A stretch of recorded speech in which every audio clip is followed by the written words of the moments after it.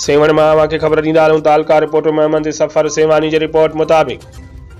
Pakistan peoples party ज़िला सदर जामशोरो के सदर सैयद आसिफ अली शाह पीपल्स पार्टी की नौजवान क़यादत सैयद मौज़म शाह पारा सुधीर अहमद सोलंकी की कार्नर गॾिजानी में शिरकत कई,